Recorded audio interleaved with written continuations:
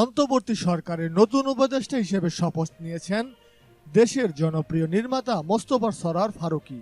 এ খবরে সামাজিক যোগাযোগ মাধ্যমে অনেকেই শুভকামনা জানাচ্ছেন জনপ্রিয় এই নির্মাতাকে। রোববার 10 নভেম্বর বঙ্গভবনের শপথ অনুষ্ঠানে ফারুকীর সঙ্গী হয়েছিলেন স্ত্রী অভিনেত্রী নুসরাত ইমরোজ তিশা।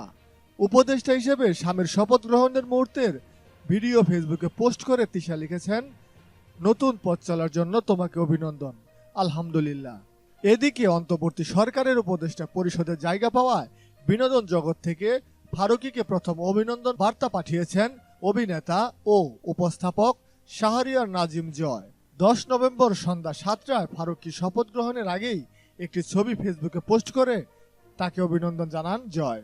সেখানে তিনি লেখেন, অভিনন্দন ফারুকী ভাই, আমাদের মানুষ, আমাদের আস্থা, শান্তির বার্তা দিয়ে শুরু হোক আপনার নেতৃত্ব। দর্শক, মোস্তফা সরয়ার ফারুকী উপদেষ্টা হিসেবে শপথ গ্রহণ করায় আপনাদের কোনো মন্তব্য থাকলে অবশ্যই আমাদেরকে কমেন্টস করে জানাতে পারেন।